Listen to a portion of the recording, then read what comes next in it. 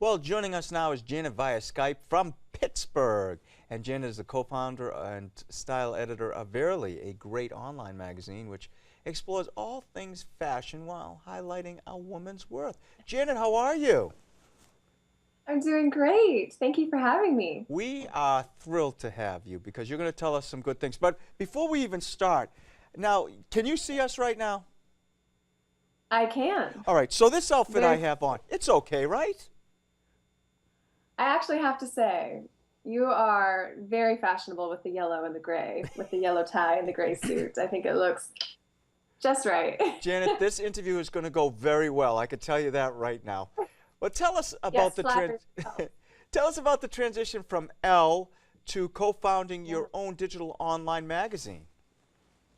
Sure. So I was actually in school in New York City. I went to Fordham University out in New York, and I was interning for Elle Magazine in the fashion news department for over a year. And during that time in my life, I kind of, I always had a heart for God. I grew up in a strong Catholic family, but that was a tough time. College was difficult for me, and I sort of lived my life by the prescriptions of what I was told via magazines, via media, and meant to be a woman. And so here I am working in the fashion industry, and it's almost like the Devil Wears Prada experience. Have you ever seen that movie or read the book? It's just cutthroat and terrible and crazy.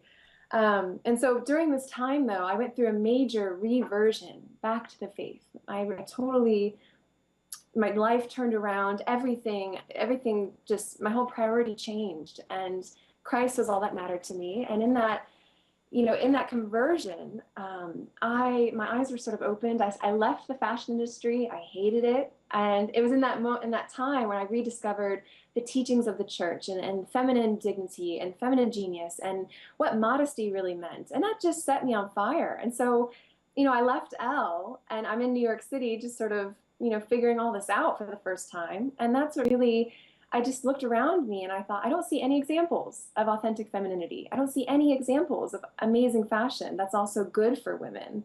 And so that was a catalyst for starting Verily. And I could probably go on for a while, but that's in a nutshell, in a very quick nutshell, that's the transition.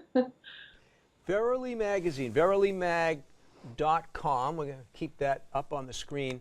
And Janet, I have to ask you, people often think of current fashions and lifestyle as kind of counter to our belief as Christians, but you seem to celebrate faith and encourage the dignity of women, all while writing about fashion and culture. Can you tell us about some of the benefits and the challenges that you've encountered in all of that?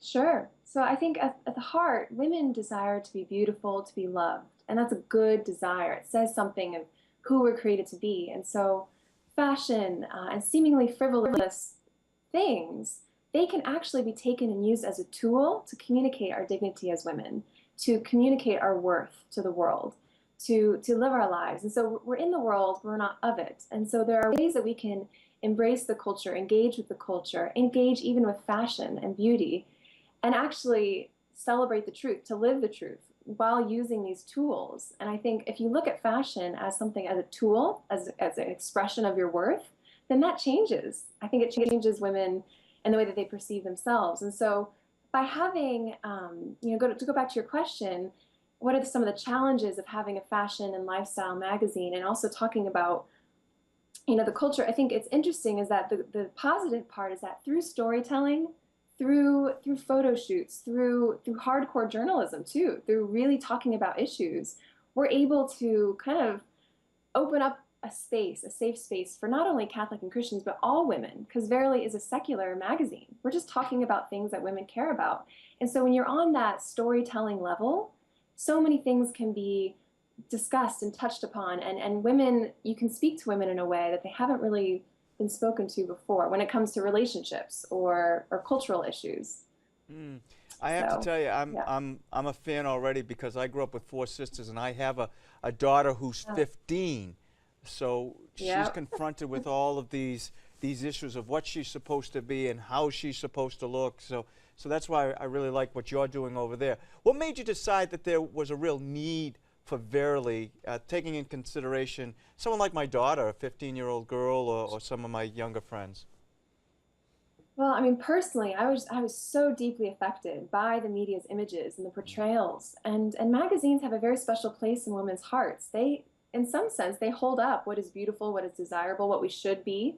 And, Verily's tagline is less of who you should be, more of who you are. And so we're really trying to celebrate the best version of, trying to help women become the best versions of themselves. But the need for the magazine came from, I mean, it's an onslaught. It's an attack against women. You go into any drugstore or grocery store and you see the headlines on most women's magazines. It's really poisonous. And even if you don't read them, you're still affected by it in some way. And so they say after 3 minutes of reading any magazine, women feel worse about themselves.